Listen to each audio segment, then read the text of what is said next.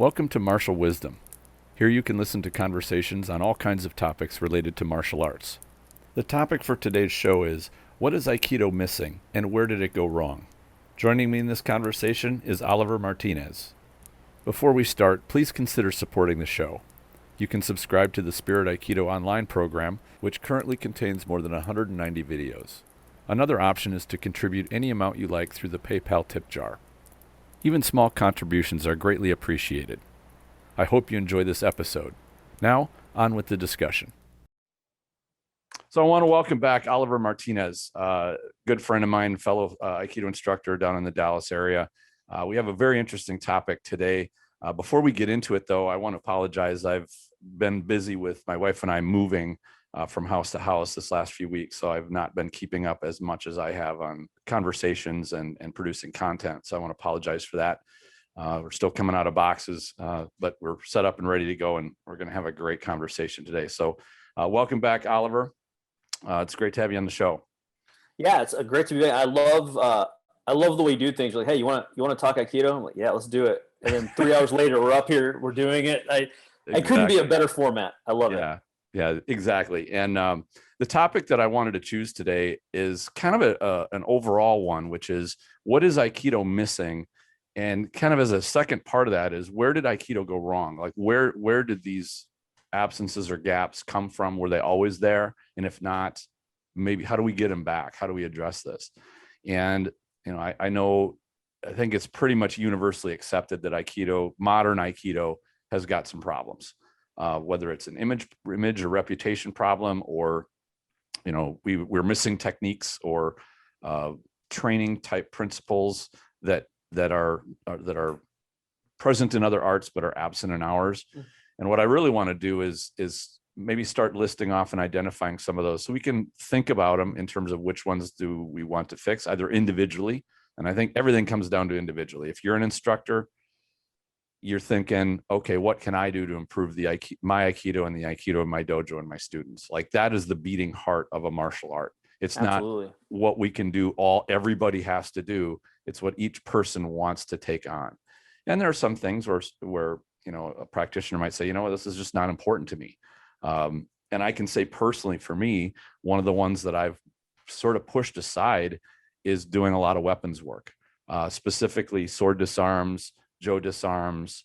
I do a little bit with kata, but I'm pretty honest with my students to say, you know, if you come in and you see the weapons on the wall, don't think that I'm going to turn you into a weapon fighter or a stick fighter or a sword fighter or anything like that. We have these here. We do work with them a bit, but they're not a main part of the training. If you really want to get weapons training, you'll need to find an art that is heavy in the weapon work. And so, you know, it's all defining like really what you want to do and what you're presenting to your students and to your prospective students.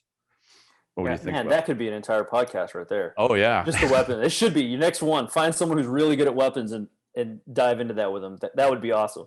Exactly. In fact, I'm going to write that down and put it on the list. Yeah, I look forward to hearing that one. That's really right. good. Actually, come up with a lot of content. Yeah, I wish I could do more for you on that one, but actually, when you shot me the message, one of the and you said the topic was, you know, what is Aikido missing? One of the first things that came to my mind is, I really want to frame that appropriately, because when you and I talk about Aikido, I know you well enough to know that there's something that we mean when we say that, and I don't want to take it for granted. What we mean is Aikido, we both believe it is a viable system of offering self-protection skills.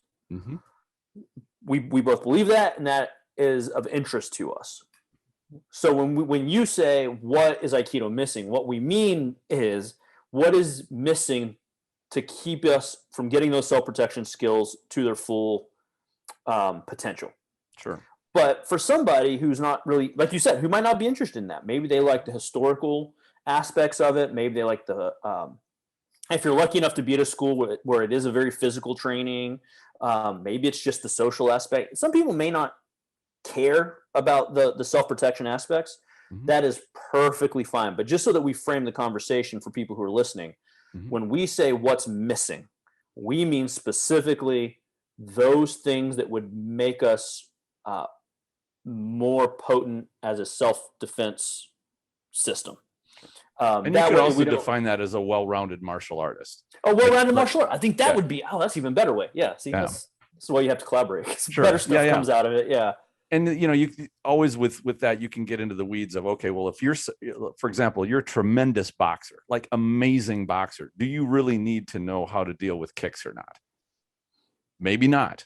Maybe if you're Mike Tyson and in one hip turn, you can take someone's head off, perhaps you don't need, the other more well-rounded aspects of general hoplology or general personal combat, or if you call it defense, that gets into the philosophical area too, where, you're not engaging in dueling or physical combat because you want to, but because you want to protect yourself. And that could be yet another whole podcast, is the realms of martial engagement, which are drastically different.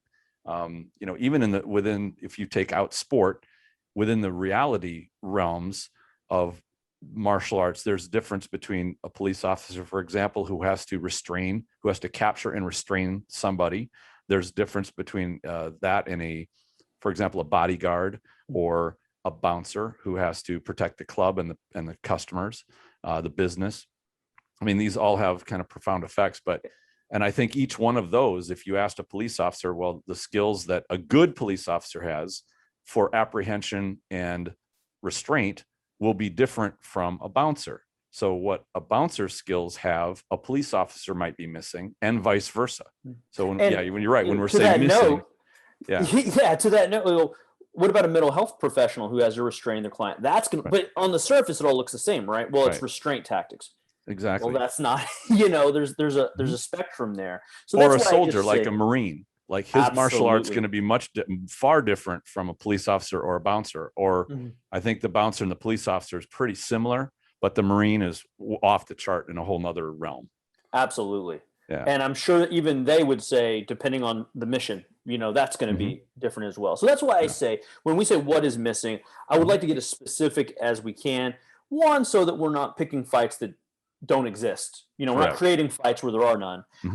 But two, just so that our conversation can be a little more narrow and maybe the logical next step then would be provide a definition, at least a personal definition of what our Aikido is meant to be.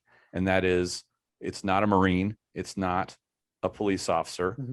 Maybe a bouncer might be pretty close, because you're kind of protecting territory and you're protecting other people. Like you and I, average person, are going to protect our families, we're going to protect ourselves, and we want to protect our home or our property.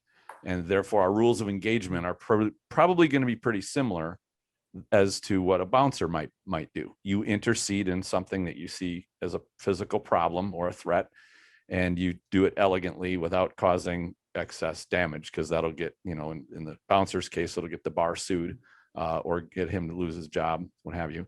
So I think the definition for me personally of what I want from my Aikido is to be my own bodyguard, to be my family's bodyguard to a certain degree, and to be able to protect myself and my family and my friends and my community against the most likely threats that I'm probably going to encounter, which is not going to be, necessarily a truckload of AK-47 toting terrorists, nor is it going to be, Brock Lesnar or some sport fighter in a ring either. And so to me, when I really looked at overhauling my curriculum that I inherited with Aikido, I wanted a firm definition. What am I doing and why am I doing it? And that's where I ran across what is missing.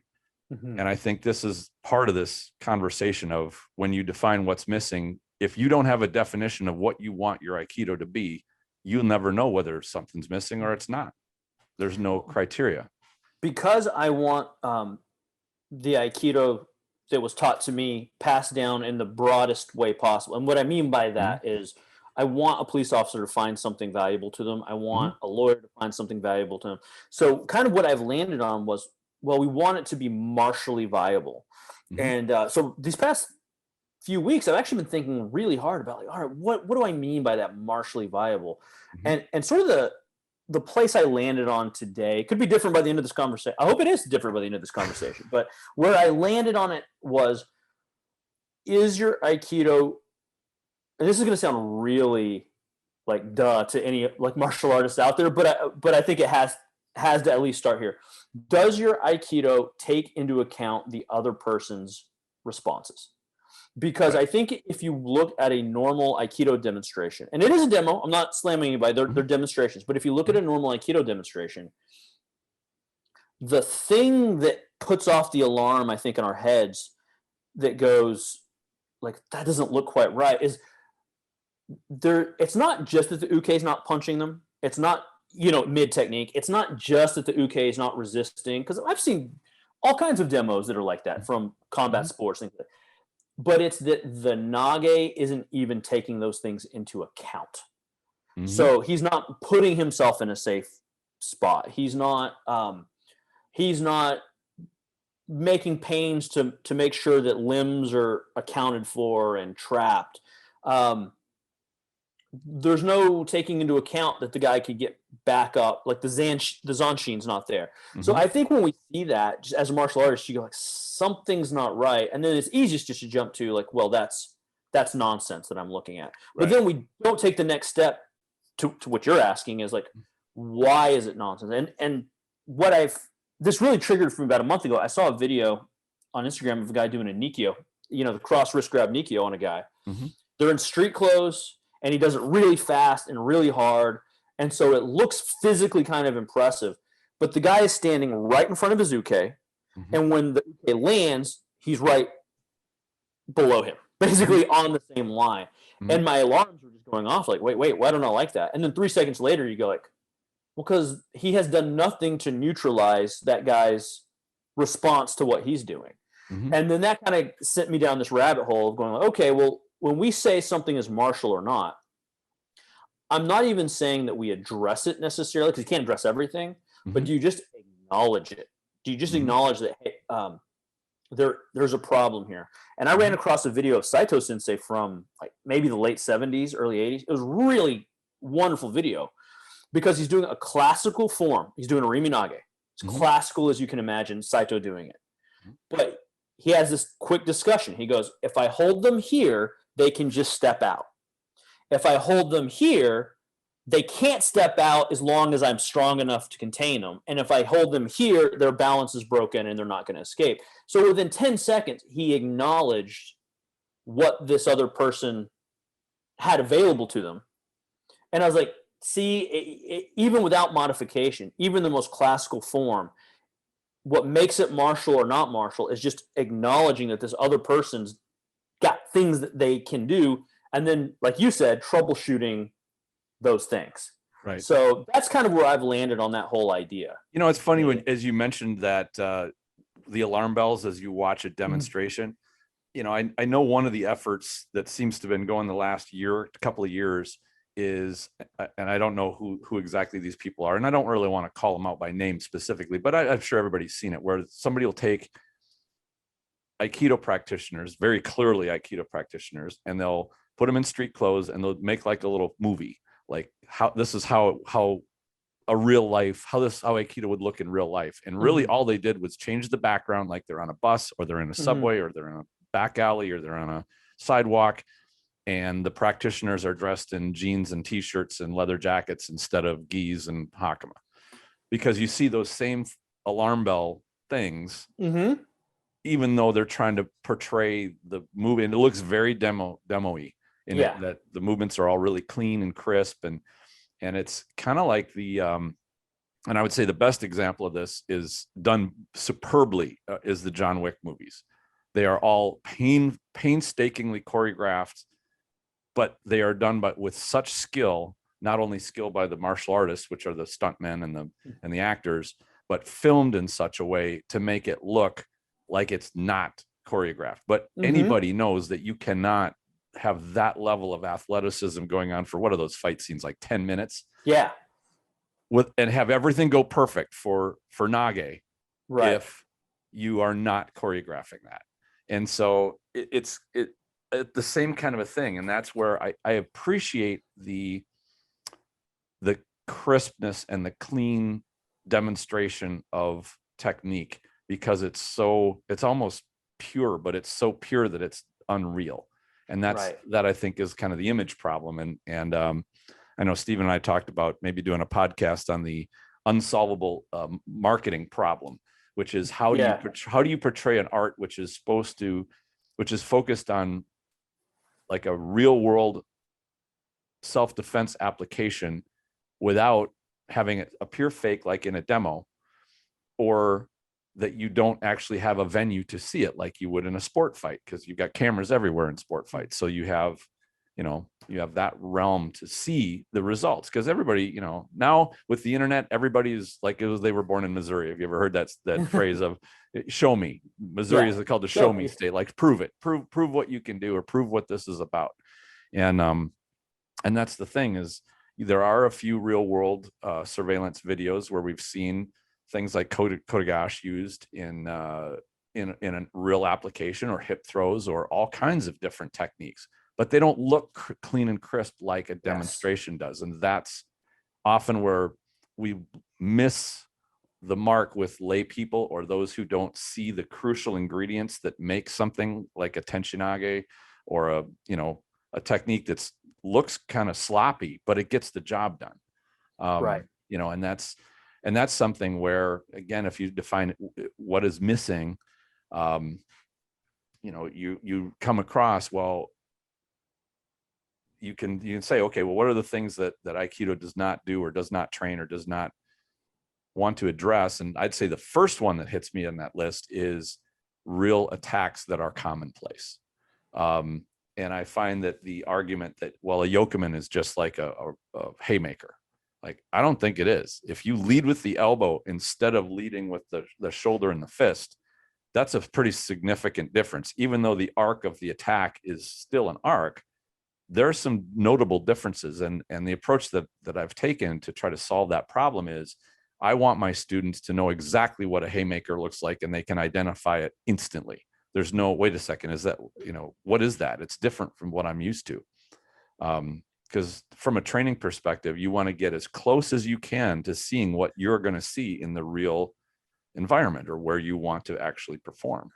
And so my teacher, Bill Sosa, when he would run tests, or even teach a class or seminar, Yokeman's a great example. He would teach the classical Yokeman, and he would also teach a hook punch, and he would teach them both, which is interesting, because if they were the same, you wouldn't need them both, right? You pick one, right? This one or that one. They're the same, or you would teach one this day and one this day, and they're interchangeable. But he would teach them almost paired.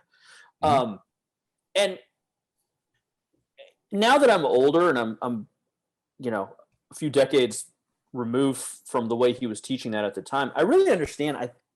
I think he was trying to walk the line between going, this is what you're going to see. But if he would go into another Aikido organization or another school, and he was often called into schools that maybe weren't in our organization, or who had come from other organizations, you also have to be able to speak their language.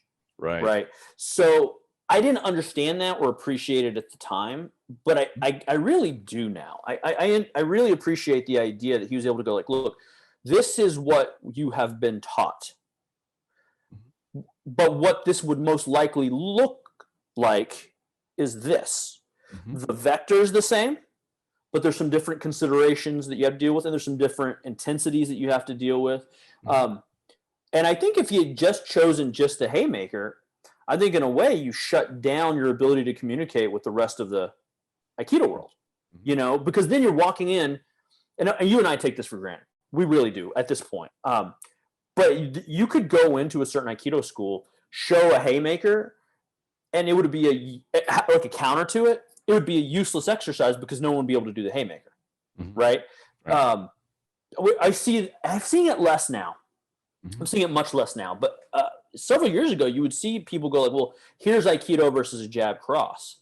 And then the uke would go like that, and you're like, well, A for effort, I guess. Sure. But that's neither. Yeah, that's neither a jab nor a cross. Like you're just kind of spazzing your hands out in front of you. And so by the same token, you could go like, well, an Aikido person needs to know how to counter a jab cross. But if you did maybe know how to throw one. You got to throw one first. So maybe you start with, well, I'm going to push you with this hand and push you with that hand. We know those vectors. We know those attacks. Right. And then you go like, now here's another way that might look. So, I'm torn because I'm like you. I tend to spend more time on, like, for example, I don't really teach Munetsuki anymore. Like the Oyozuki karate style punch. Right. But I do teach a shove to the chest. Because to me, I'm like, that's an identical energy that essentially you're going to be dealing with. And the other side of that is if it were a real Oyozuki from like a really talented karate practitioner, you're not catching that hand anyway. So, you know what I mean? It's like a double-edged sword. Like, so for us to make that Oyozuki work in an Aikido context, you have to do it badly. One of the differences, that is, the Aikido definitely has a lot of bad attacks, and that's, I think we'll cover that in a second, because there's one thing I did want to jump in there with that I found as I started breaking down what is the difference between a Haymaker and a Yokeman, not in terms of the attack as much, but for Nage, what's the difference? As we were normally taught, and I was taught this, and I've seen this so many places taught across the Aikido world, is you bring that Yokeman back. This is the signal you're looking for that tells you which side that attack is. So this is a telegraph. You're bringing it up, telegraphing it early. If you get used to watching for this hand and that roundhouse comes and it leads with the shoulder instead, and the roundhouse comes behind it, or whichever, what you're training Nage to do is watch for a signal that may not be there in reality. So what I found is I train my ukes, or train my students to watch for that shoulder to drop back. That's the signal. And it's the same whether somebody brings their hand up or not. So if you're watching for the shoulder, you'll catch Yokemans, you'll catch Haymaker swings, whatever they do, whatever that attack is that comes next, you're going to at least pick it up. But if you're not watching for the shoulder, if you're watching for this nice, huge, big signal to come out, you might miss what you really should be looking for. So I found that covers the Yokeman, and the angles don't really change much whether somebody is throwing that Haymaker or throwing the Yokeman. The techniques are pretty much the same. So see, to me, then, Tristan, what that is not necessarily. I was fortunate to be able to talk to my buddy Ian Abernathy recently on a podcast, and we were kind of talking about not throwing away the tradition as we try to move forward, and that was kind of the crux of it. And so, to me, what you're saying there, it perfectly feeds into that, because you're not talking about choosing either or. Like, that's a class, that's a lesson plan. Right. Like, here's how it is classically taught. You'll note that if the hand comes up, the shoulder goes, and then your next phase of that drill goes, now remove the hand but keep the shoulder. Right. And what you have there is a training progression. When you have a good, interesting training progression, a couple of things happen. One, you make better martial artists, I think, versus just saying, this is the thing. This is the attack. This is what you're working with. If you have a progression, then you have somebody who understands the fundamentals of movement, what they're looking at. Right. And then two, I just think there's more interest in that. I think there's more interest in somebody being able to go like, how is this classically taught versus what do I need? And then it gives you some dimensionality as an instructor to go, if I walk into a really traditional school, like I can play their game. To, without raising too many flags on their part, like I can do that. Or if I go to some people who've never done Aikido and they want to go like, well, what's this about? You go, well, okay, you guys know this Haymaker, like here's something you can do, but you can kind of walk both worlds and you can communicate to a broader audience, which I think is very important to address the thing that you talk a lot about is Aikido's identity problem. Most of the time, Aikido people are just talking to Aikido people. Right. That's it. Well, what happens is the Aikido people start to dwindle. Your audience is going to start getting smaller and smaller, and we're going to have a problem. And that brings into the other related topic, I guess, which is, where did Aikido go wrong? Like, where did that path start to vary into a practice that has lost some good fundamentals? And I would count watching the shoulders as part of reading the body as a good fundamental of any combat. like if that's where you're going to look if you need to read a body. In fact, a lot of the eye slots on the medieval helmets were really narrow. You didn't have enough gap to be able to read hips or legs or feet. You could just see basically the head and the shoulder area. That was all you needed to read somebody if you really knew what you were doing. Of course, these were people who lived combat and were trained, rigorously, that had a helmet that would have that much coverage. But when you can read the shoulders, you can read just about everything else, where the body mechanics are going. When that shoulder drops back, the hips are ready to turn. They're loading up the legs. That to me is sound martial arts, period. It doesn't matter what style you're doing. And you don't want to drop your eyes and look down at the feet, because then you lose track of the head and what the upper body's doing, things like that. But and this is where I guess I'd cross into wanting Aikido to exist in that realm of solid martial art principles, regardless of, what name you put on it for what art it is, or, that doesn't really matter. Are you using sound principles? Well, I think that's definitely what's interesting about what you just said is if you see somebody's shoulder load, you might not necessarily know whether it's going to be a punch, whether it's going to be indexing a weapon, whether he's going to be kicking, whether he's going to be picking something up behind. You don't know. Right. So that's kind of that first thing is you realize something is happening. Right. And you are acting or reacting to something happening, not that thing happening. Right. And you certainly don't want to wait to find out what's going to happen. Find out what that thing is. Yeah. Yeah. You sit around and wait, you're in trouble. At our academy, we talk a lot about timing. So I've done a fair bit of cross training, and everything informs my Aikido in some way or the other. But one of the biggest revelations was when I was training at Aikido Tertia, they've got this wonderful model for timing. Okay. It's super simple. I say it's simple. There's complexity in it, but on the face, it's simple and it's easy to grasp. And they basically go like this. When someone does something, it is either ahead in timing, even in timing with the other person, or behind in timing relative to the other person. And so you want to ask where we kind of maybe went wrong. And that's a really big question, but I can at least acknowledge what would be wrong any martial art, anywhere, anytime. If your art is built around being behind in timing, there's going to be a hole there. That's going to be really, really tricky. Because action beats reaction. That's a common thrust or common principle of strategy. Absolutely. Right. Yeah, absolutely. So I would think that might be the first martial idea. And again, when you remember my earlier definition of acknowledging basically just acknowledging another human is involved in this, right? By acknowledging that they have a timing, and then you have to problem solve that timing, already you're making steps to being more martial. Because the way we normally approach Aikido is that the other person's timing is kind of irrelevant. They're 2 arm lengths away. They're going to make a nice big telegraphed movement. So I can physically be slower than that person and still make my technique function. But once we close that gap a little bit, even a little bit, if I'm waiting too long to see which technique is manifesting, that puts you on the behind in timing. Right. Stuff's going to start going south real quick. But I think the Japanese language of that timing, if I've got this right, is the go no sen, and sen no sen, which is basically responsive, match timing, or initiative or preemptive timing. Right.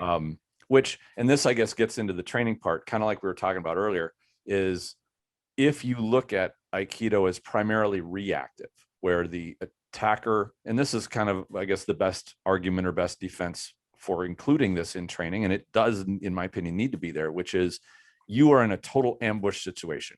You are suddenly notice an attack that's already formed.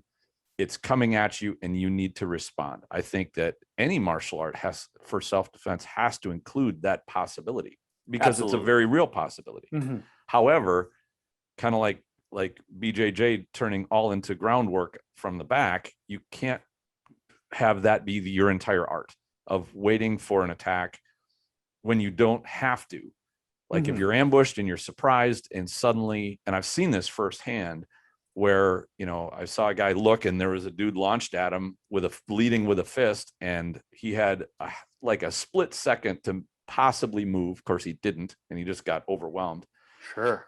So that can actually happen. And so I'd call it training for the ambush, I got totally surprised, caught unawares, and now I need to move quick and make an instant decision and move and train to do that like a trigger. However, I would say that is probably, and I'm just going to guess at this, maybe 10 to 20% of the likely scenarios that you would probably encounter. The other 80% are you have an inkling something's wrong. You have a chance to problem solve how to deal with it, maybe by avoiding it entirely. Maybe you try to avoid it but can't, but you see the problem coming. You get to see the attack start to form, and you have a chance to intercept it before it actually forms up to be a bad, already moving towards you. And so I would think that training should reflect those percentages where, you can act preemptively most of the time. But I would say, at least in my experience in training with Aikido in general and what I've seen of it, it is all that responsive or reactive. What would be the go no sen, where I'll be honest with you, I've almost completely abandoned that model. I've gone almost completely to the Bikini model. Okay. You're either ahead in timing, even in timing, or behind in timing, right? Sure. But so the model might be the same. I'm not as familiar with it, Right. But and this is, I've heard a lot of Aikido people kind of reel against the idea of initiating the attack when the opportunity presents itself. And I've rarely ever seen it on the mat where Nage gets to initiate. I've seen it a few times and taught it a few times, just to get across the point of you don't have to wait if you have made the determination. And this is the hardest thing in the world to train in a dojo is when are you morally justified making that choice of I need to initiate physical action here based on what's going on. And because now you're getting into role playing, and that's tricky because people, including myself, are not good actors. Yeah, that's the hardest. That's absolutely going to be the hardest part of it. So the funny thing about that, the initiation versus response, is if you look at Budo, the 1938 book that Sensei did, the first thing he teaches in that book, there's like 50 discrete lessons, basically 50 lessons. Lesson 1 is Hominy. Basically, he's just showing how do you stand, right? I think lesson 2 is Arimi, how to enter. And these are like, again, conceptual. They show techniques, but it's very clear. Like he's showing you like building blocks, foundations. Then he shows Tenkan. He mentions Arimi Tenkan and it says like not pictured here. Okay. But then the first actual technique that he shows, it's Shomanuchi Ikkyo, but he is initiating. So that's the very first technique he shows, is you initiate the action. The second technique he shows is the Tenkan variation of Ikkyo. And if you read the description, it's because the Uke initiated. So within the first 2 movements, you have kind of a blueprint for the way you should be approaching your training. There are things that will happen when you are ahead. There will things that will happen when you're even or behind.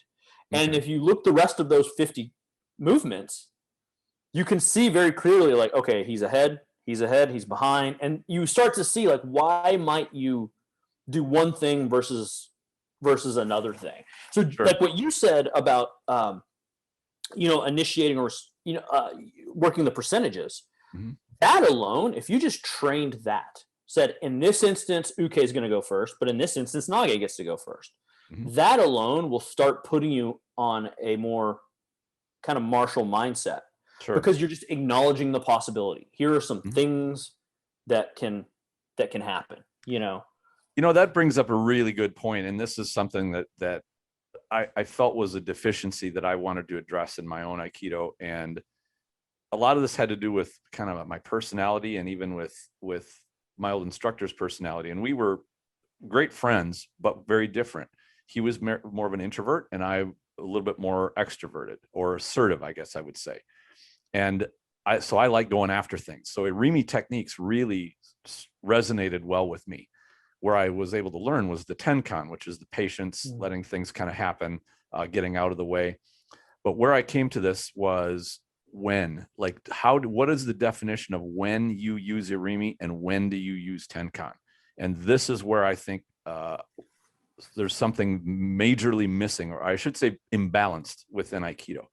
And that is most Aikido practitioners, whether their personality is assertive or not, tend to do more tenkan and give way than use irimi. Now, as you pointed out, if somebody's already coming into you, they've initiated an attack, then usually tenkan is a more appropriate expression because you don't want to collide with them. What I feel is missing is I have enough strength, or I have the initiative, I'm going to move, I'm going to take the center line, or I'm going to move irimi because I can. I'm not going to give it up just so that I can turn tenkan and therefore give my attacker the initiative, or give them an opportunity that I could have taken away merely by entering. So the way go ahead. I'm sorry. Yeah. And so what I see though, from the standpoint of, let's say you practice tenkan 80% of the time and you practice irimi 20% of the time, your tenkan is going to be strong, but you may question whether or not your irimi is strong enough. So really your training and your mental approach should favor neither one. You should not have a favorite. It should just be, what is the right tool for this particular opportunity? And that is to the balance of strategy. If your Aikido is too balanced to irimi or too balanced to tenkan, then it's going to be a potential issue, because you may give up on a good opportunity or go to your favorite tool when it's not the right one. Yeah, the way we define that at our academy is, or the way we approach that is, irimi is preference. You want irimi. So, and the reason you want irimi is because that means to do irimi, you'd have to be ahead in timing. Right. And you definitely want to be ahead in timing. Absolutely. My colleague teacher had the best way of defining that too. He said, if they're reacting to you, you're ahead. Right. If you're reacting to them, you're behind. Super simple, right? So we absolutely want them reacting to us. So the way we approach is, and we always pair them. Like, there's no night where we just go, tonight we're going to do Shomenuchi, Ikkyo, Irimi, the end. We always pair them because we want it to be forefront in your mind is, when you're ahead, you can do Irimi. But if you're behind, you can't do irimi. You're going to have a collision. And that's where the Aikido part comes in, right? Like, we want to avoid the collision. Right. Well, how do we avoid the collision? You tenkan. Right. And then, there's a variable in there too that I've come across in my own training, which is, like, let's say I want to do a straight up irimi, no tenkan, just irimi. And I'm doing it against somebody who's 80 pounds heavier than I am. I'm kind of an idiot. Even though I may move first, the weight difference is going to have something to say about that. Same way, if I've got 30 pounds on somebody, I can use irimi, and it doesn't matter if my timing is a little off, because I'll have enough weight to go through them. I'll segal them, basically. Yeah. And just blow right through, because I can. And I don't think that that's invalid. I think, if anything, it's totally pragmatic and realistic. Know when you can use a tool and know when you shouldn't use a tool. Yeah. Know when it's going to be risky, and know when it's, you've got everything you need to make it work correctly. Yeah, that variable doesn't exist for me, because I'm 5'6" on my best day, so that pretty much have never occurred to me that I would. You never know when you get a couple of Girl Scouts coming after you. That could happen. Oh man, I teach kids, and they're the meanest. Like, they'll come get. You learn a lot about being behind in timing when you're sparring like 7-year-olds, right? And you're going, I'll just tenkan, and they're just relentlessly coming at you. Like, that's harder than it looks, right? I remember having a very high strength to weight ratio. Because kids have got that. They're much stronger than their size. Yes. I remember being able to do 65 sit-ups in a minute. Forget about that. That was when I was in kindergarten and first grade. But so you can't take that level of rigor lightly. But you're right. I mean, and everything is going to have that eyeing up, and this is something that I think people get, even Aikido practitioners get as they go along, which is, okay, I've got to modify my technique if my opponent is really big or is much taller than I am, or even much shorter than I am. In fact, I have a student, he has his 2 daughters that are students, and I'm like, you're going to hate me today because you're going to be working on Shio-nage, and you got to get under their shoulder.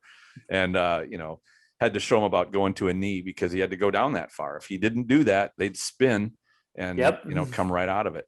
And I think this is one of those things that also crosses over into the missing part, is assuming that any given technique will work against everybody in any situation, and that is not true. But teaching that, there are certain techniques which work great when you have a size disadvantage or a size advantage even. And I don't know if I'd necessarily this is missing. I'd say some practitioners realize those differences, and others kind of have the expectation, well, every technique should work against anybody. And I think that that's part of the a problem when you think about your technique in terms of paired kata only or demo Aikido only, that every technique should be able to work against anybody. And because in all fairness, if all you do is demo Aikido, then it does work every time. Exactly. Perfectly, right? So that is your experience. Why wouldn't you think that if every time you do it, your uke takes this phenomenally beautiful, and again, if you're doing demo Aikido, then it did work. It fulfilled the function of what that was trying to do. Right. And I guess maybe here's where we could jump back to that. Where did Aikido start to go wrong? And I think in film, even going back to Morihei or Shioda, there are some very dubious ukeing things going on there, that it looks like the ukes want to make sure they don't let their sensei look bad, and that they're complying and being, good ukes, good demo ukes, I should say. Because, I'm sure this comes across, and I've even felt this myself, where, okay, the instructor isn't able to do a throw because I didn't play along and was complacent enough. Therefore, he'll look bad. If there's anybody out from outside the art, it'll make my art look bad. There's a whole lot of pressure that goes on there to see the performance go along well. And, I've felt that and succumbed to it. I must admit, I won't won't be a bad uke just because, I'm in a position where I could stop a technique. That's really not cool. However, over the long term, that practice can, I think, lead to weakness in terms of nage. It can lead to sloppier technique or ineffective technique. And if anything, we've seen that snowball of ineffective technique get bigger and bigger and bigger as it's been rolling down the hill of time. Yeah, I think it's very clear to me that during the O-sensei's time, and probably before, and probably well before, that there was probably a side of everyone's martial art that was probably reserved as demo version, right? Because we see this documented where people were going like, you'll hear shit go, we were going to go demo for the prince here, or we were going to go demo for the admiral. And there's almost this talk of like, that's a subset of the art. Right. You know what I mean? Now, when I was coming up with martial arts, and we're of the same generation, so you saw the same thing. In martial arts, you had demo teams. Like, that's an aspect of the art, right? We have the martial art over here, and you guys, what you're going to do is we're going to send you to festivals and carnivals. I'm sure it's a lot like the Marine Corps drill team with the rifle spinning and the whole deal. It's like, that's all they do. Yes. Yeah, but that's a wonderful analogy, because at no point does anyone think the Marines are going to be in the middle of Afghanistan flipping rifles around in formation. Like, we know that's not right. Exactly. And we can also appreciate those are probably not the best riflemen in the Marine Corps. Yeah. They spend all their time flipping and marching and polishing buttons. That doesn't make them necessarily the best sniper or, machine gunner or whatever. Nor would we want that sniper trying to spin. You know what I'm saying? Yeah, you're exactly right. They're a subset. It was a subset. And what wound up happening was that subset, I'm not a historian, but what it looks like to me is that subset became the art. Right. And when the subset became the art, there's nothing necessarily wrong with that unless you don't know that's what happened. Right. If you kept going, well, no, this is the martial art. And at no point did you realize that you were spinning rifles. Right. And that wasn't going to work against somebody shooting at you. Yep. Now we have a problem, Exactly. So I think that that's a large portion of it. And I know that for a fact too, because one of the big revelations we had at our academy was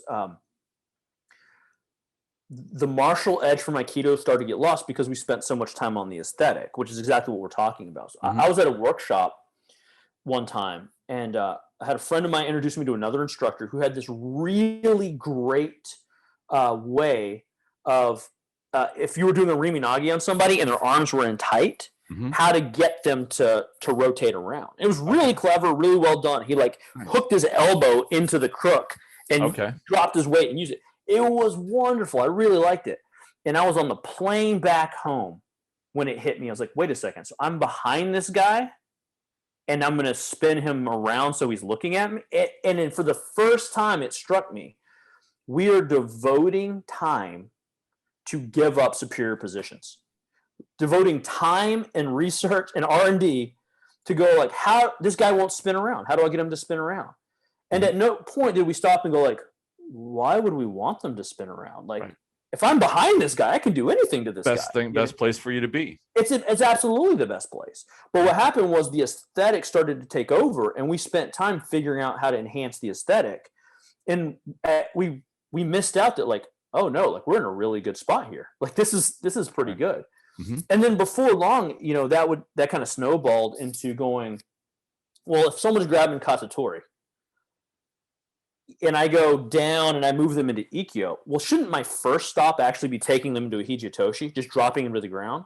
I mean, wouldn't that be faster? And then you realize, okay, but what if that fails? Well, then the ikkyo's there. And that kind of just led to this snowball where we went, Aikido's really only got like three things. It's like you jab the guy's face into the ground from up here. If you're lucky, you do it from the back, you know, if you're back there. You leverage them to the ground, and like that's kind of it. Everything else is when those things don't function. When those things fail, well, now I have to take them into a Nikyo. But there's no other martial art on the planet where they would say, well, if they grab you on the shoulder, what you're going to do is you're going to take them off balance, but you're not going to throw them. And then you're going to twist the wrist, and then you're going to drop. Like, those are things that you're doing. I mean, that's the fight. You're fighting. You're fighting for something that went south, you know. And that really, you're not playing with your food. You don't want to have it last for 30 seconds as you're playing around with them. You want it done and over with. Yeah, absolutely. So like when we do almost any technique, we always try to spot, is there an earlier point in this technique when another technique exists? And then we do that technique first. And then we go, okay, now failing that, this thing kind of manifests itself.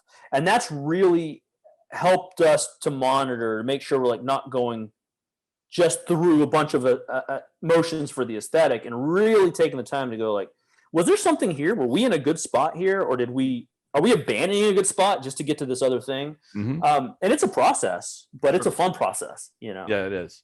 You know, I'm glad you brought that up, that whole idea of the subset of the art, because as you were talking about that, it occurred to me there's a second subset that has also exploded as big as pursuing the aesthetic, and that is the internal.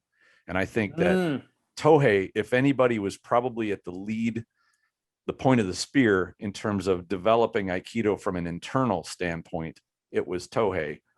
And there are others that have followed that have gone deep, deep, deep into how do you internally connect with subtle motions and movements, where, that a lot of those connections certainly have a practical expression, but for the most part, I'd say probably 60 to 80%, a lot of them have kind of turned into parlor tricks where you can, play around with internal alignment and connection and spend a whole, hours upon hours training where you haven't actually done anything martial. You're just practicing these connection drills and balance drills and the internal aspects. And I'm certainly not saying that internal work is wasted time, but it's a question of, because it really does come down to, if you have superb control over your body, you need to have an understanding of what's going on internally. However, that can't be 100% or 90% of your martial art training, because you're missing out on all the other stuff. And one of the which is you touched on earlier in the conversation, which was the knowledge of what your opponent is doing. And this is where, if anything was, I think, something missing from Aikido, which is a really good understanding of your attacker and their body, how it's moving, how you read their movement, how you read their intent, and how you adjust to it. As a competitor, I've run into people who are decent technicians, not great, but they are great fighters because they can read their opponents really, really well and control them and influence them just by leading and by using pressure. And I think you described that thing when we're talking about the Yokeman in terms of pressure. That's something that is felt when you start closing into range on me, and you can, with a twitch, you can hit me. I feel tremendous pressure, and I need to manage that. I need to make you feel pressure, not feel your pressure on me. But those people that have gotten to be really, really good, and I from what I've seen of the film of Morihei, I think he had that incredible ability to read motion and intent and all the stuff that goes with an attacker coming to him. And that, mind you, that's a very hard thing to spot. And I'm not going to decisively say that, yes, he absolutely had it. But from all accounts of the people that were there and have felt it, they said, yes, it seemed like he was always ahead of time because he could read that so well. And that's what a great martial artist can do, even though they might not be, extremely strong, extremely quick, extremely athletic, or even technically very precise. You can be kind of sloppy, but when you know exactly where your attacker or your opponent is going to be in a half second, it's almost like you've warped time. You're controlling a great thing. We come through Tohei's line, you and I. Yes. Yeah. So I have these like kind of rose-colored glasses in a way. I mean, I know that I do, but I've read this article or an interview recently, and a guy was like, "Man, Tohei's Aikido was ugly, but he was so powerful." And I never thought of Aikido as Tohei's Aikido was ugly. I always thought it was. But then if you do compare it to his contemporaries, there is kind of a meat and potatoes quality to it. Sure. It's just boom, I'm here now. Now I'm over here. And that's kind of what you're talking about. Like, even without that aesthetic or without the precision, he just knew how to move his body. And if you made contact with it, you're going for the ride. Right. But I do want to back up to this other thing too. You're talking about of the internal. See, Takeda took that into account in Daito-ryu because he had 3 different sub-styles to Daito-ryu, as far as I know, and I'm not a Daito-ryu guy, so feel free to correct me, guys, in the comments or whatever. But they had the jujitsu, which is exactly like it sounds, the body manipulation, the striking, all of that. Then he had Aiki, which was the body work. And then he had Aiki Jiu-Jitsu, which is when you combine those 2 elements together. So what you're talking about is somebody who's taken 1/3 of that, set it over here, and decided to devote all their time to it. And I don't know that there's anything necessarily wrong with that, as long as you understand that you're missing the other 2 parts. Right. And that's where, being from the Tohei line and getting things, like the unbendable arm stuff, which when I see it displayed or I see a video of it, it definitely looks like a parlor trick. But I have gotten repeated results with many students being able to say, here's the difference of how your body manages applying strength in a vector in a way that's easier to get good results. And they all have been able to do it. So I don't think, it's necessary. It can be a parlor trick the way you present it. And I think, as I heard this story within the last few years, actually, that Tohei back in the late 60s or early 70s, I guess, was doing a demonstration among a bunch of people who they weren't really interested in the martial art part, but they liked the key demonstrations. And they're like, can we get more of that? And I'm sure, going back to, where did things start to drift off the track, which could be as much as an instructor, in this case Tohei, just saying, if this is what you're interested in, yes, I will give you more of that. It's not that Tohei was, a bad guy or crazy or anything like that. It was just, he wanted to accommodate the interest of particular people who were curious about it and wanted more of it. I think as we look back, where it wound up going was probably not a very good place in terms of a martial art. And I think that's where, for example, the Japanese tea ceremony, you can sit for a 4-hour ceremony and it has nothing to do with drinking tea or making tea. It's got a life of its own in a whole different realm. And I think that with the internal work, it has kind of done that same thing. And I wonder if Aikido generally is headed that same direction. It's turning itself into something completely different based on just shifting interests and who knows what, and practitioners or instructors or organizations catering to what they think is an interest in, who knows whether it's a society or whether it's an aesthetic based like cosplay thing where you can dress up like samurai and swing swords around, or whatever. So I think that's where if we identify what's missing from the martial art part, just so that the martial part of Aikido doesn't get forgotten or left behind. Like that's really my only concern. If people want to play samurai dress up, that's cool. I mean, I dig that part, but I don't want to see the martial part of Aikido get lost to time just because of this other evolution. Well, I think one of the things that we can, I think if martial application is of interest to your school, and I guess I think you hit it. If your students came in tomorrow and said, "Hey, we're really done with the fighting stuff. Can you just like show us some more?"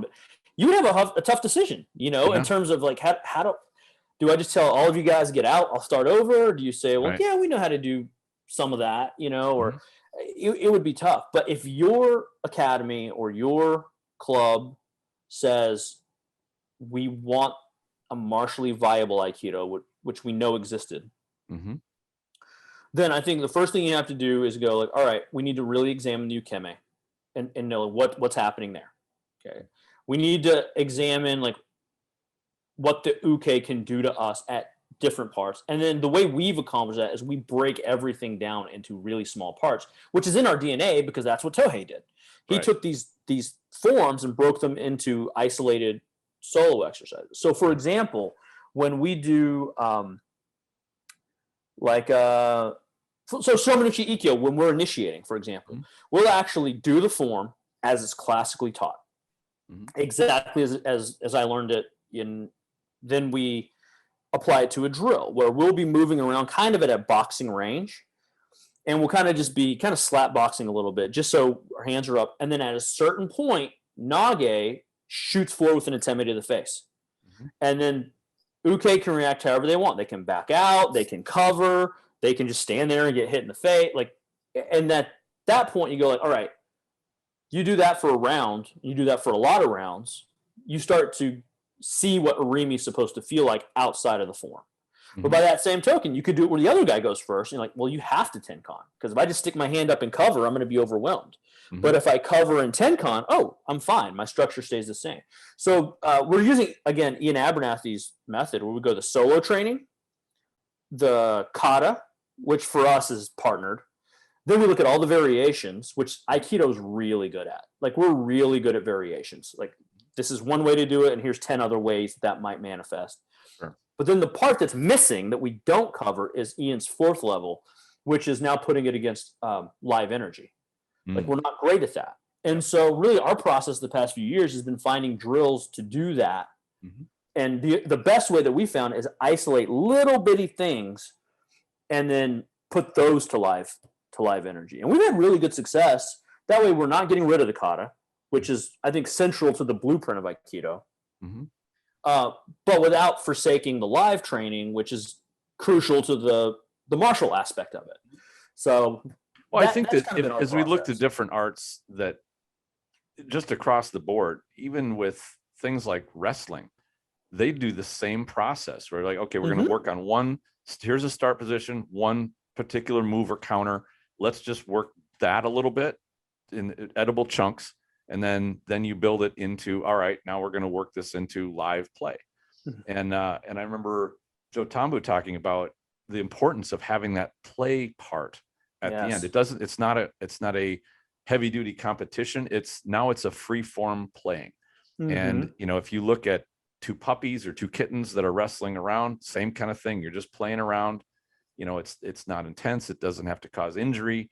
You're actually learning a lot more when you don't bring yourself into that zone of scary. Absolutely. Where you're learning how the bodies play. And I think that's actually a good thing. To not say, all right, we're going to turn the lights out. We're going to crank up some heavy metal music. Now it's going to be go time. And half the people are going to walk out of here injured, if not more. Like that's not a way to practice live. it's just not viable. Yeah, I really think if you look at guys who are really good at this stuff, like your Chad Lymans and your Burton Richardson, guys like that, like they go slow. Yeah. It's super controlled, but there is an element of unpredictability to it. Right. And I think that was really hard for Aikido people because, look, when I can only speak for myself. When I was coming up, I started in '92. So kickboxing and boxing reigned supreme. Boxing for popular culture, kickboxing for the martial culture, right? And so for us, it was like, well, it's either we do what we're doing or we spar like them. And we're like, but if we spar like them, we're not going to be able to do what we're doing. So I guess we don't spar. But if we had like you said, if wrestling had been more of a presence, if we had more availability to that, I think we would have been better off because we would have said like, oh, like here's the arm drag, right? Like, let's just do that. Let's just spend time playing around until we get the arm drag. Well, that's all we try to do is get to the back, So that's a wonderful little tool and drill thing that we can break down. And the more I think we find that, I'm glad you brought up the arm drag because about, I don't know, 2 years ago, I started playing with it and I just got to love it so much. And it integrates with Aikido so well that I just teach it to all of my students and get them to the point where it's like automatic because boy, you connect so well. You set up all kinds of stuff from, Riminage Tenkans, up to Zempo Nages, everything. I shouldn't say everything, but so much happens that's good from being able to do a decent arm drag. And you can do it from almost every attack. And I would say Aikido practitioners consider that an arm drag is missing from Aikido. Like it needs to be there. It abides by everything that Aikido is about, where you're connecting with your attacker, you're taking their posture, you're getting into a superior position. It checks all of those off. Yes. That was one of the very first things that we pulled from outside. Harm the other person. There's no, there's no injury that happens with it. You're in total control of their body or pretty close. Like it's such an Aikido thing. Like go right now and just go look into arm drag and start playing with it and see how well it integrates with your Aikido. That's actually a really good point as to why you must have the layered approaches work so well for us, because I would argue Aikido's always had an arm drag in it. Sure. And here's how I'd say it. Anytime there's like a Yokeman or something like that, and we blend and we catch and we cross the body, the line is the same. So where we failed is we never checked variations. Right. Well, what are the variations of that movement? And then because we never had the variations, we said, well, we never added the live training to it either. So, but that's how I would, sure. If you're a traditional Aikidoka, you go, and here's Yokeman, here's arm drag, and now play with it, Right. And I'm glad you brought that up, because one thing that I found in integrating the arm drag into live play, which is it's kind of minor, but it's not minor. And that is when you get done with the pass, because we've all done that thing where you deflect and you pass into the other elbow, is once you pass into that hand, you bring that hand to your hip. You do that and you will jack up Uke's footwork. You will plant their weight on a foot. It's like they're in mud now. It slows their footwork down. Well, if you can kind of play with your foot a little bit, you don't have to anchor like that. But when you do, I mean, holy cow, you really take control of Uke. Slow everything down for them. You're in a great position. You buy yourself time to do, decide what technique you want to do next. Just that one little ingredient really should be explored, because it's such a great ingredient. And if you are of a school that does any Aikitaiso at all, I can almost guarantee you start your class going like this. Right. And it's like, you don't even have to. It's exactly that motion. It's that. I have them here and you go, woo, and then you're back there, right? Yep. So it's one of those things where you don't even have to go, I'm going to start pulling things from out here, and they're not really going to fit the art. In fact, I recommend find things that fit the art. Right. Go do things that are different and let them be different. But there are going to be some things that you find that go like, this is just a Funakogi application, right? Because if all Funakogi is to you is somebody grabbing your arms, like that's a very narrow exercise. We probably shouldn't do that every class. Okay. Mm-hmm. But if it teaches you how to move your body so that you can move the uke's body, mm-hmm. that's a really good exercise. And then you go, well, what's an application of funakogi? Well, arm drag's a wonderful application. And I found it works for, I have students that I outweigh by 60 pounds that have pulled me off my feet with it. Like it's that powerful. It is not like just kind of works if you're in the same weight class. Cause there's some technique where if you're outweighed by quite a bit, just don't even do something else, do something reliable. Yeah. And that arm drag is right up there for that. And in fact, the other thing that I like about it, and this plays back into your timing thing, is you can initiate the contact into an arm drag. You do not have to wait for that arm to come to you in order to initiate it. And even from like a bouncer's escort where they put their hand behind the elbow, you can very quickly pull that right into a very short, quick and dirty arm drag. Absolutely. You can take control again, without being violent, not hurt anybody, just like you're wrapping them up. And, so that's definitely tip of the day. Arm drag. Well, and that's a good example of how like we're talking about a technique right now because we like techniques because we're geeks and we like that stuff. Yeah. But really what we're saying is if you're worried about the martial side, feel free to look outside of it, but look at it through a lens of what's Aikido trying to accomplish, because you're an Aikido practitioner, you're an Aikidoka, so look through that. But then step out of that role and go, well, what do other people, are they checking the same boxes we are? Oh, they are. And how are they doing it? Well, that's how. And then once you start to put all those things into a bowl, the one thing that, and I've told this before, Sosa Sensei was so good at was finding things that were not Aikido. And within 6 months, they were Aikido. It wasn't just finding a bunch of stuff out there.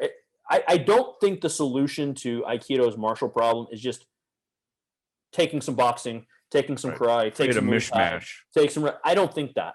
Right. I think what it is looking at all those things and going, what there fits what we do. And at a certain point, you will have to acknowledge, like, well, okay, we don't do that. Aikido, like, we're not great at pugilism, and that's never going to be in the system. Sure. That's it's funny you mentioned that, because the next sentence I wanted to say is I've found Aikido in pugilism. Really? Yes, absolutely. I don't know anything. Tell me about that. I want to hear about that. Here's where I found it.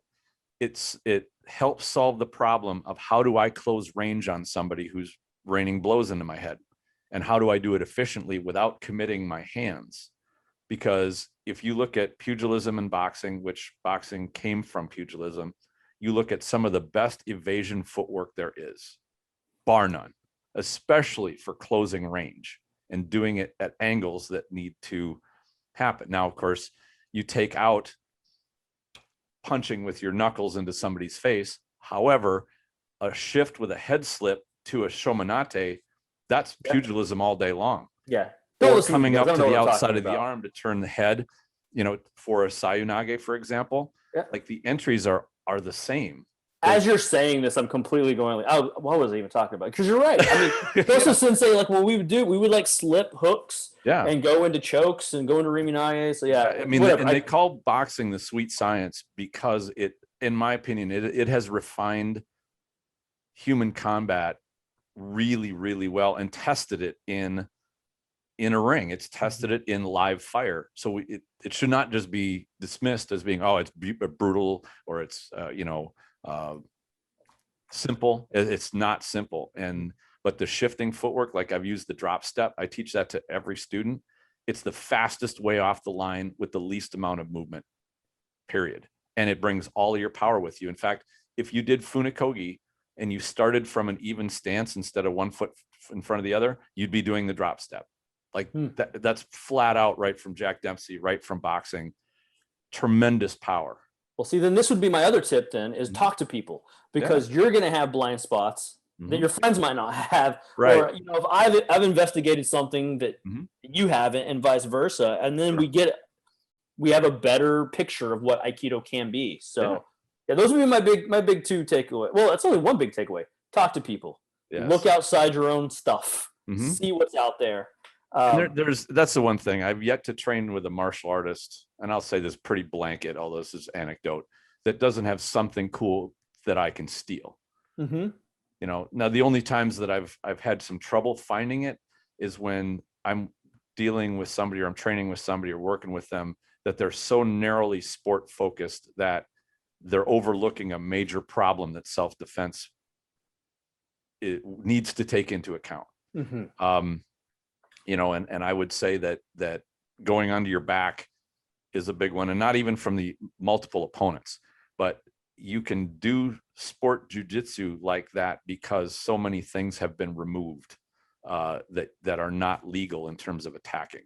And that's just one example. I'm not picking on sport jujitsu because it has a lot to offer, but when you start to overlook, getting kneed in the nuts, for example, that can be a bit of a problem. And so as I do the cross training, or I love playing around with different martial artists and love sharing, because it's always a two-way street and it's just a fantastic experience. But it's only when that's really cool, but I can't use that in my art. And you start to see how narrowly defined their art is to them. And that's like a mirror. You want to reflect and say, am I limiting my understanding of an art by saying, I don't want to do that. I don't want to train with this. I don't want to play with that. That doesn't look interesting to me. Like, okay, well then where is your narrow little path that you're walking? And is it too narrow? Like, could you explore other things that could be useful? And it took me a while in training pugilism to start to see the parallels. But boy, when they started coming out, it was like these huge light bulb moments kept going. Like, wow, I see how this is useful. But and to clarify my position, again, my teacher was a boxer, and so I absolutely saw the merit of it. I think what I'm saying is, at a certain point, you realize I'm not going to be able to take one of my Aikido students and put them in an amateur boxing tournament. Oh, hell no. You know what I'm saying? No way. Like, at a certain point, you have to realize you can't do everything great. So I guess that's really where I'm coming from. But to your point, which is it's way more important than my point, it doesn't mean because that can't happen, we shouldn't be looking at boxing. Right. We should be looking at boxing, right? Because there's going to be things that we can pull from that, absolutely, put in our blender and help us. Absolutely. If for no other reason than when we put Aikido versus a jab cross, like we're not, we're not doing that. Yeah, absolutely. And a couple of years ago, I got to spar with an active amateur MMA fighter, and he had a wrestling and a boxing background. So we separated our training. They're like, okay, let's do some groundwork and grappling, and then we split it off. Let's put on some gloves and let's do some boxing. And I'm thinking, man, I'm going to get killed. But I had to tell him, like, well, what I've been training to do, I don't really know all the boxing rules. So if I do something that's a little weird, it's not personal, and I'm not getting, competitive or anything. But basically, I was using head covers and just basically being careful, not being completely defensive and running away, but, using slips and whatnot. And, I got done and I said, well, how did you think I did? Because I felt like I protected myself pretty well. Obviously, if he turned it on, I'm sure he would have killed me. Sure. And we were going about 60% intensity, I would say 50, 60%. But I was trying to hit him and he was trying to hit me, and he said, you're hard to hit. I would have to work to get past that. And that, it made me feel pretty good because this dude was an active fighter. Right. But it also made me take stock of, well, what do I want as a martial artist? Like, I would just like to be difficult to hit. Like, and I want my students to be difficult to hit in an MMA fight against a professional or semi-professional fighter. I would just like to make it hard that somebody's swinging at me who's quicker and maybe smarter than I am, or more boxing savvy, that would have a tough time landing a good shot on me. And of course, my training, I always want to be better than I am.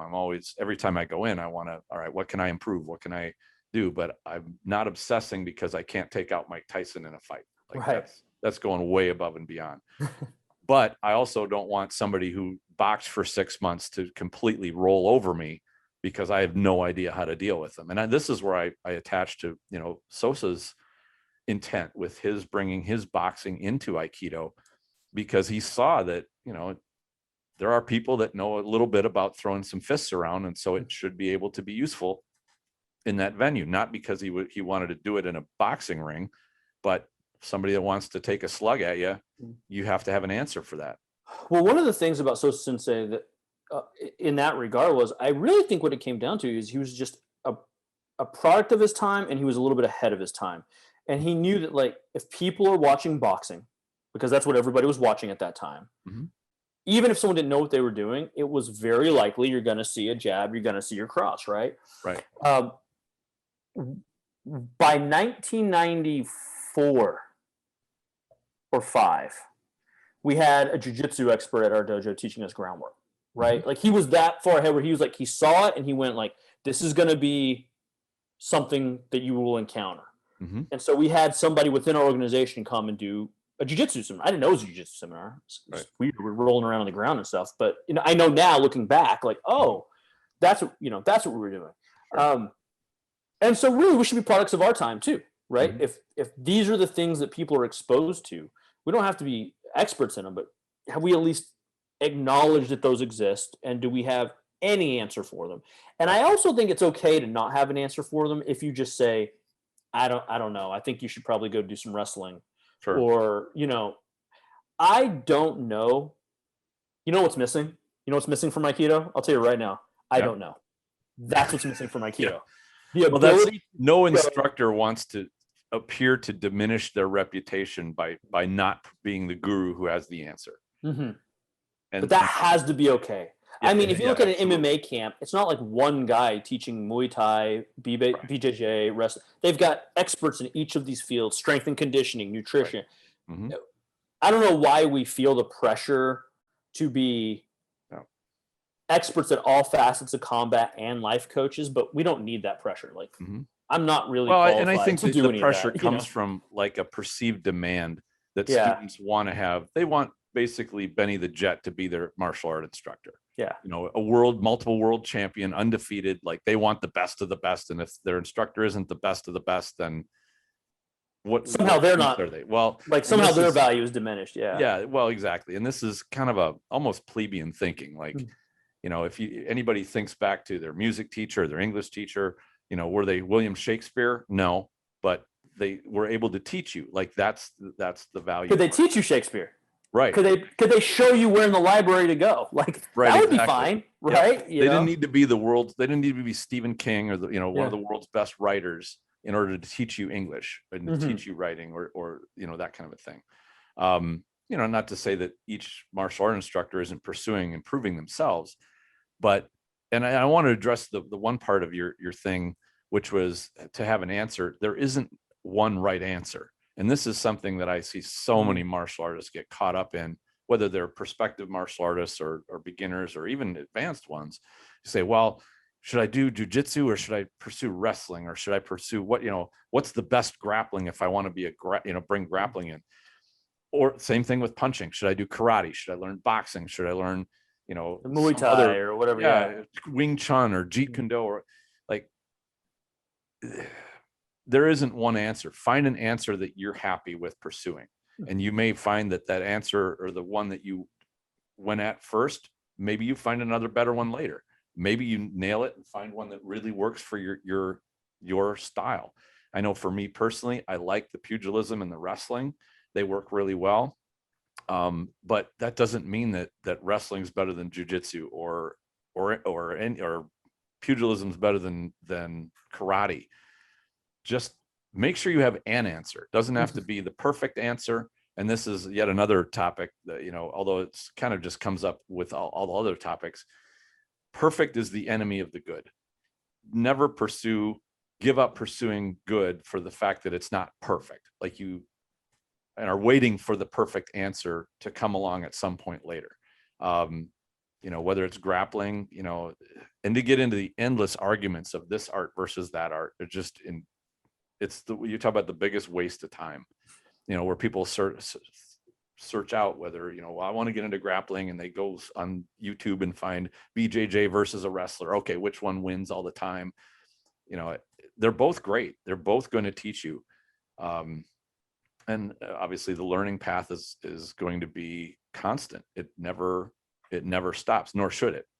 When we stop growing, we start dying. And that's, I think, as a martial artist, as a human being, same thing goes. So don't sit on your butt doing nothing, waiting for the perfect answer to roll along. I think that is Absolutely correct. As long as we know that we don't have the end all be all answer for our students, I think then we'll still Right. have something to offer them. I think Yep.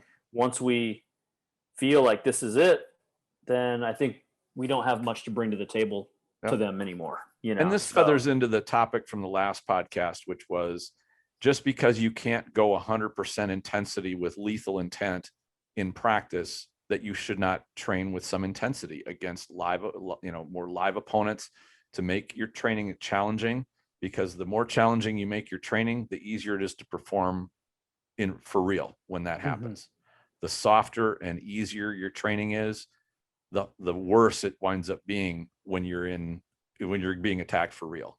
Like the fear is worse, the physical stuff is worse, your physical performance is worse, all of that stuff. And I think this is therefore kind of almost one in the same conversation, is addressing the missing part being the play of the live opponent that's trying to overcome you, or trying to dominate you.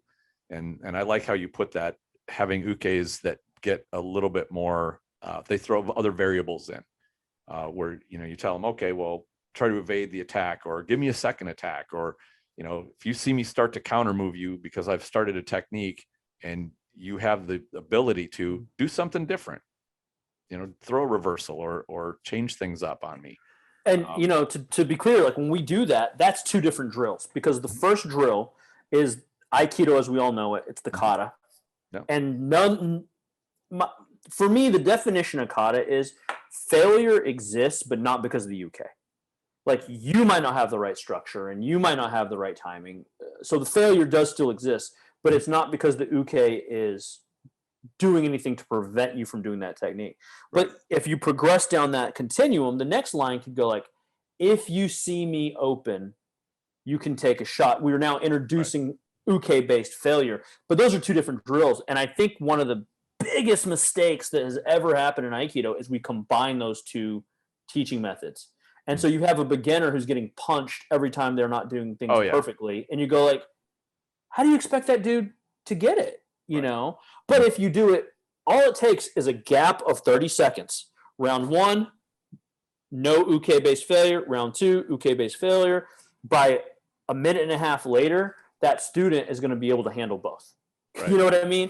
Mm-hmm. But when you combine them both like that, and well, if you don't exactly have my center, I'm just going to be a raw. Right. Like it's not going to be good, guys, and we lose students, and there's no learning endeavor that I think functions really well that way. Right. I don't think so. And it's funny because with my students, I've flushed out, or I am flushing out how to get them to identify. And it's kind of identify the bad uke, the one who will attack and will extend their body in earnest, like they're trying to punch through you. And then the one who will stop the body and then just extend the arm, and they've halted their energy. And I remember a long time ago, being frustrated with people that would do that. And, I'd heard other instances of ukes who would basically get chewed out for not being good ukes and not overextending all the time. But I had to realize, like, a real attacker might hesitate on you. They might only stop their body, or might stop their body and only extend a hand. Maybe you looked like it was going to be a punch, but they decided it was going to be a grab instead. Or maybe they're just a really big person and they will never extend. Because somebody who's really overweight or big, they don't tend to trust their knees too well, and they don't like leaning because it takes a lot of muscle to hold that weight up. The best thing to do is to say, I'm as Nage, you uke, do whatever you want. I will have an answer for whatever it is you decide to do. If you decide to change your motion or direction, I can track it, I can follow it, and I can take advantage of it. If you stop, I know how to deal with that too. Just for that, you never want to basically chew on uke for being bad or expecting a certain level of choreography. Granted, when you start out with those katas, you do have to say, okay, here's the roadmap. Here's what we're going to do to get things started. And no, you shouldn't just stand there and throw an arm out because, especially when you're out of range, because there are bad uke skills for sure. But eventually we want to get to Nage can deal with any variable. or any circumstance. It shouldn't be limited. I think an instructor can vary it as much as they are comfortable with, as long as the drill, the confines of the drill have been well established. I think you can do anything. I really do. I really, as long as everybody knows what's supposed to happen. And what the struggle that we had in Aikido was the only kind of training we really did was the kata training. We tried to cram every other type of training modality into that training modality. And that would change depending on the uke you were with.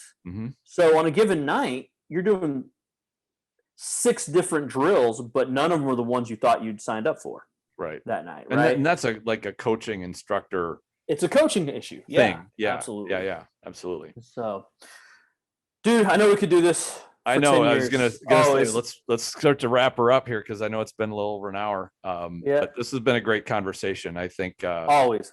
Yeah, we always have a good time getting together and chatting. And I do want to just wrap up with the point of, even though we're looking at the questions of what is Aikido missing, or where did it go off track, I really do like the Japanese approach of, it's not about finding somebody to blame. It's about, let's identify the problem and let's figure out a way to fix it.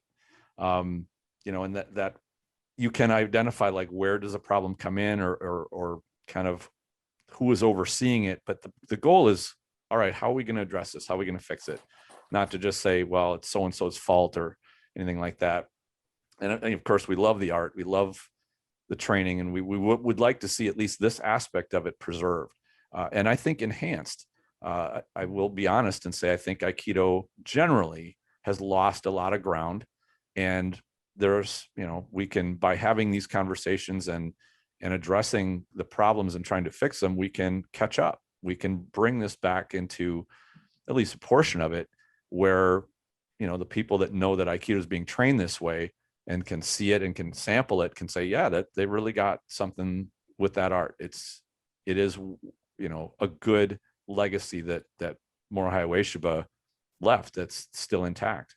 Well, last time I was on your podcast, I had some nice people reach out to me after and had some good conversations. So I'll finish by saying, if anything that Tristan and I talked about kind of said, hey, I think I might have a solution for that, or hey, here's how we do that at our academy, or what are you guys talking about at that? Shoot Tristan a line, because that is how Aikido survives, is those of us who are like-minded talking to each other.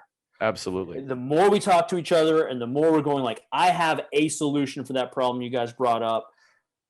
And right now, it's never been a better time. You could be across the globe and solve a problem that we have here in Texas, or vice versa. So if you heard anything, sounded kind of interesting to you, definitely shoot Tristan a line and let's start a dialogue. Absolutely. And again, just like I said, there's not only one answer for anything. I mean, we will, it's not who's right, it's never going to be a bickering thing or an ego-driven type argument. It's just let's find what works. And there's many answers out there. So yeah, it's really cool that we have this ability to communicate. And even for you listeners, we're communicating with you. If you write us a note or make your own video, or however you want to do it, share something that is the good idea, because that is how Aikido is going to flourish into the future. Tristan, thank you so much, man. Thank you, Oliver. It's been, as usual, great to have you on. Thanks, sir. You bet. Take care. Thank you very much for listening, and I hope you enjoyed this discussion. Stay tuned for more episodes. I've got some great stuff on the way very soon. In the meantime, enjoy your training.